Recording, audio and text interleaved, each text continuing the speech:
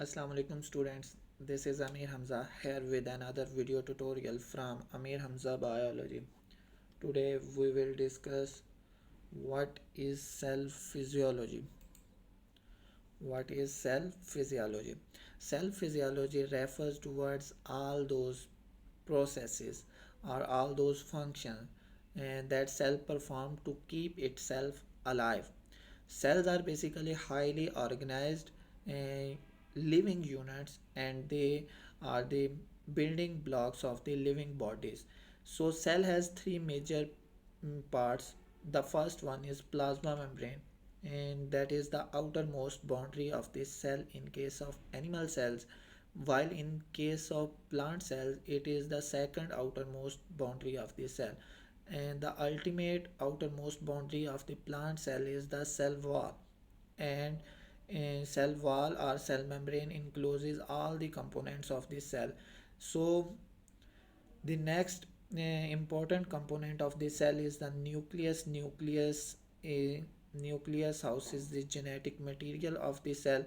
Actually, what is the genetic material? Genetic material refers towards DNA.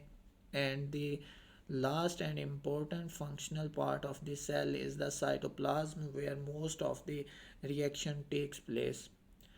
Cytoplasm is a fluid structure, and actually it contains different kind of organelles. Also cytoskeleton organelles may be mitochondria, it may be chloroplast, it may be ribosome, it may be Golgi apparatus, it may be endoplasmic reticulum. So I am moving towards cell membrane. What is cell membrane? Cell membrane or the plasma membrane is a thin membranous structure that encloses each cell, and it is composed of mostly lipid molecule studied with different kind of proteins. Let me show you the structure of the plasma membrane. It is the structure of plasma membrane. Here you can see, and these are lipid portion of the plasma membrane. These are basically phospholipids, and these are proteins. Here you can see it is a proteinaceous structure. And let's discuss what is the structure of phospholipid. Phospholipid molecule consists of a polar head and two fatty acid chains.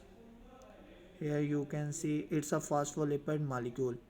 Actually this portion, the tail portion of the, we can say this portion as tail.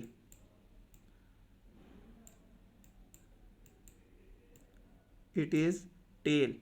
So actually the tail portion is always hydrophobic in nature. What is the meaning of hydrophobic? Hydrophobic, water repellent. uh, Hydrophobic meaning water repellent, they don't attract water molecules. And what is the meaning of hydrophilic? Hydrophilic refers to word water loving, so they form bonds with the water.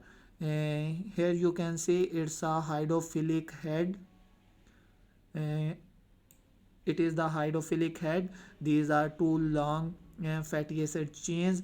Fatty acid chains are always hydrophobic in nature, and the phospholipid head is always hydrophilic in nature. So we can say that plasma membrane is actually composed of phospholipid molecules studied with different kind of proteins. The proteins may be peripheral proteins, they may be intrinsic proteins, and the peripheral proteins always lie at periphery, and intrinsic proteins cross the phospholipid bilayer, and they are tightly studied with phospholipid, and they form covalent interaction with the phospholipid molecules. Let's draw a cell. If I consider this circle as cell, there lies a nucleus, and it is intracellular fluid.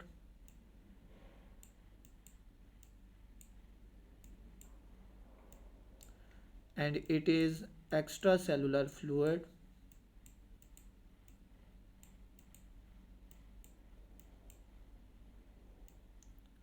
Always remember that extracellular fluid is the fluid which surrounds the cell, and intracellular fluid is the cytoplasmic fluid. Actually, we can say intracellular fluid as a cytoplasm. Both these fluids, extracellular fluid and the intracellular fluid, they are different in composition.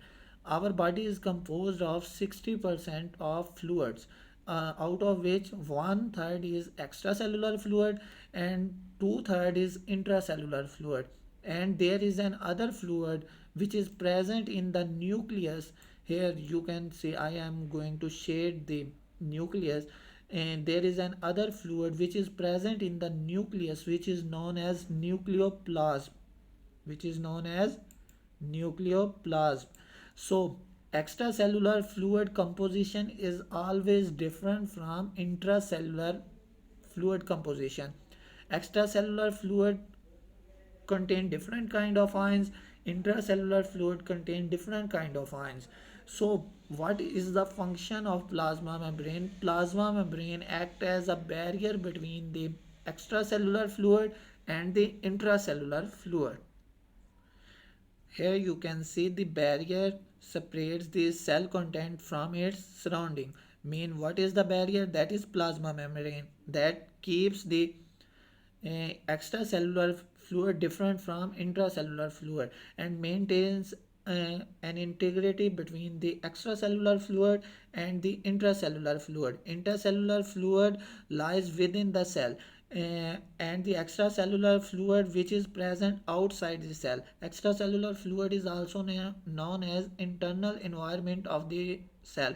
The plasma membrane is not simply a mechanical barrier to hold the contents of the cell. Its proteins selectively control movement of molecules between the intracellular fluid and the extracellular fluid. What is the meaning of this line? Actually, plasma membrane is also known as selectively permeable membrane. The proteins which lie in the structure of the plasma membrane, they help in the transportation of certain kind of ions across the plasma membrane. For example, most of the charged particle can't cross the plasma membrane. How to pass them? And they are necessary for certain intracellular functions. How we can pass them? Actually, and these proteins which are the component of the plasma membrane are these those proteins that play a structural role in the composition of the plasma membrane. They help or they aid in the transportation of such kind of ions across the plasma membrane. So the plasma membrane can be likened to the gated walls that enclosed ancient city. What does the meaning of this line? Actually, plasma membrane जो पुराने शहर हैं, जो बहुत सारे ऐसे तरीके शहर हैं जिनको गेट्स लगे होते थे और उनकी बड़ी बड़ी दीवारें होती थी, तो वो जो बड़ी बड़ी दीवारें हैं वो आपके पास फॉस्फोलिपिड मॉलिक्यूल्स हैं, और जो आपके पास गेट्स लगे हुए हैं जो कि डिफरेंट ट्रांसपोर्टेशन में रोल प्ले करते हैं, वो आपके पास प्रोटीन्स हैं.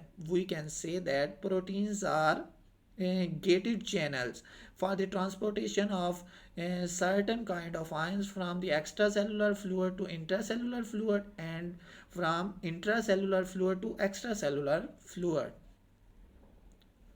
Through these structures or proteinaceous structure, the cell controls the entry of the nutrient and other needed supplies and export the product manufactured within the cell. What does the meaning? The products that are synthesized within the cell, they are also transported with the help of these proteins, and those ions are glucose molecules that are present outside the cell. They can't cross the plasma membrane easily, and they should be transported with the help of membrane proteins. Okay, so we should summarize this article. Actually, one, there are two kinds of fluid present in the vicinity of cell. The first one is extracellular fluid, the second one is intracellular fluid. Extracellular fluid is the fluid which is outside the cell, and it is also known as internal environment of the cell. The second fluid which is present inside the cell, that is intracellular fluid. It contains different kind of organelles such as mitochondria, chloroplast, nucleus, as well as ribosomes, endoplasmic reticulum, Golgi apparatus. All these organelles houses inside the intracellular fluid. So intracellular fluid composition is always different from extracellular fluid. And um, what is the main role of the plasma membrane? Plasma membrane act as a barrier between the extracellular fluid and the intracellular fluid. And so next point, how different kind of molecules that don't cross the plasma membrane easily, such as charged particles, those molecules with bigger size, mean to say macromolecules. And similarly, those molecules that can't cross the size, and that can't cross the plasma membrane easily, and they have to be transported by certain means. Those means are provided with the help of proteins. And proteins may undergo transformation changes as well as conformational changes, through which they play an important role in the transportation of different kind of ions, different kind of molecules across the plasma membrane. Okay, I hope you get this point. Here is a cell. It is the plasma membrane. These are peroxisome, that it is the intracellular fluid. The whole fluid which is present inside the cell, it is known as intracellular fluid. Here you can see the fluid which lies outside. See towards my cursor. This fluid is known as extracellular fluid, and the fluid which is inside the cell membrane, it is intracellular fluid. It is mitochondria that is present in intracellular fluid. These are vaults. Similarly, lysosomes are also present in intracellular fluid. Microtubules are also present, that is a part of cytoskeleton. Microtubules are present inside the intracellular fluid. Similarly, many other organelles are also present, such as nucleus also contain a fluid which is inside the nucleus, that is nucleoplasm. We will discuss it in later stages of this chapter. So peroxisomes are also present, free ribosomes are also present. It is the overall summary of the cell. Okay, now I am moving towards the nucleus. Nucleus contain the DNA. There are two major parts of the cell's interior. Actually, the first one is nucleus, and the second one is cytoplasm. Cytoplasm is known as liquid portion, as I already told you, and the nucleus. So let's discuss what is the physiology of nucleus. Nucleus, which typically the largest single organized cell component. It is the largest single organized cell component and can be seen as a distinct spherical or oval structure. It has spherical or oval structure, usually located near the center of the cell. It may be present in the center of the cell, or it may be present somewhere inside the cell, or it may be present um, near the plasma membrane, as in case of plant cells. So it is surrounded by a double layered membrane, and that is nuclear envelope. And nucleus is always enveloped by a double membranous structure known as nuclear envelope. Nuclear envelope plays an important role in the transportation of certain kind of ions or molecules from the nucleus towards the cytoplasm. Nuclear envelope separates the nucleus from the rest of the cell. Actually, nuclear envelope separates the nucleoplasm from the cytoplasm. Nucleoplasm is the portion that is fluid portion that is present inside the nucleus, and the cytoplasm is the portion that is present inside the plasma membrane, and nucleoplasm and cytoplasm collectively form protoplasm. The nuclear envelope is pierced by many nuclear pores, and these nuclear pores are basically proteins. As I already told you about protein transportation that allows necessary traffic to move between the nucleus and the cytoplasm. Okay, I hope you get this point. The nucleus houses the cell genetic material.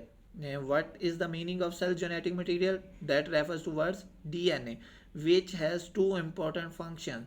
The first important function of a DNA is directing protein synthesis, and the second important function of DNA is serving as a genetic blueprint during replication process. DNA plays an important role in the synthesis of protein through the transcription and translational processes, and we will discuss all these in detail in our next lectures. So, what are the other components which are present in the nucleus? Three types of ribonucleic acid and RNAs are present, plays an important role in protein synthesis. Actually, what happens? First, DNA genetic code for a particular protein is transcribed into messenger RNA molecule. Actually, the first major important um, process which occurs during the protein synthesis is transcription. Transcription refers towards the synthesis of messenger RNA from DNA. And so DNA genetic code for a particular protein is transcribed into messenger RNA molecule, which exits the nucleus through nuclear pore. As I already told you about the nuclear pores, which are structural proteins present inside the nuclear envelope, and they are involved in the transportation of messenger RNA from the nucleus towards the cytoplasm. And these messenger RNA binds with the ribosomes which are present inside the cytoplasm. There is no ribosomes present inside the nucleus, and ribosomes are present at two sites inside the cytoplasm. The first one, they are attached with the endoplasmic reticulum, and they are attached with the endoplasmic reticulum and they form the rough endoplasmic reticulum. On the other hand, they are freely dispersed inside the cytoplasm. When a messenger RNA comes from nucleus, it binds with the ribosomes. Ribosomes then read the code and translate it into appropriate amino acid sequence. I hope you get this point.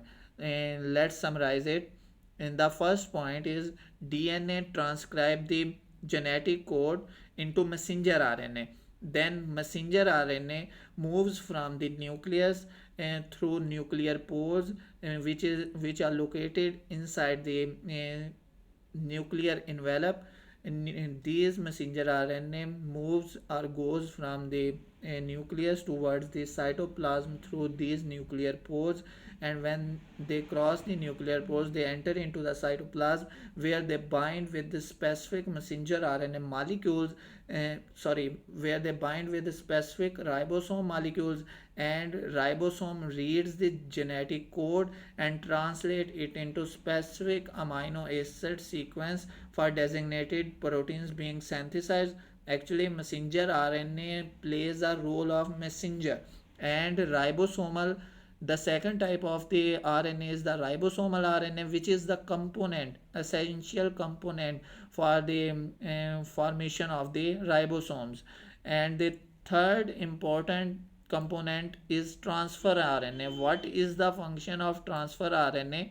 Actually, when a ribosome is reading the messenger RNA, it instructs the transfer RNA to transfer appropriate amino acid within the cytoplasm to their designated site in protein under construction or newly growing polypeptide chains. I hope you get this point. So let's summarize it again. Messenger RNA is synthesized in nucleus and it is transcribed from DNA. So messenger messenger RNA, when synthesized, it get transportation with the help of nuclear pores into the cytoplasm, and in cytoplasm they bind with the specific proteins known as ribonucleoparticles, that are ribosomes, uh, which read the code to translate into appropriate amino acid sequence or proteins.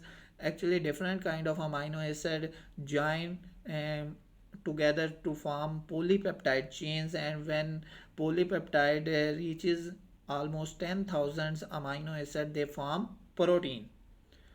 And we can say a 10,000 polypeptide, a polypeptide consisting of almost 10,000 amino acid is known as protein. So in the cytoplasm, actually ribosomal RNA plays an important role in the structure formation of ribosomes. Ribosomal RNA plays an important structural role in the ribosome formation, and transfer RNA transfers the amino acid from the cytoplasm to the growing polypeptide chain. So, beside providing codes for protein synthesis, DNA serve as a genetic blueprint during cell replication to ensure that cell produces additional cells just like itself.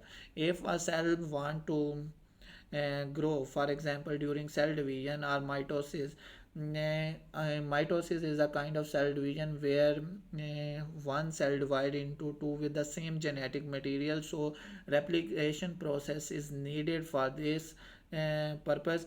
Replication refers towards exactly the same copy of DNA. DNA replication refers towards exactly same copy of DNA, the formation of same copy of DNA.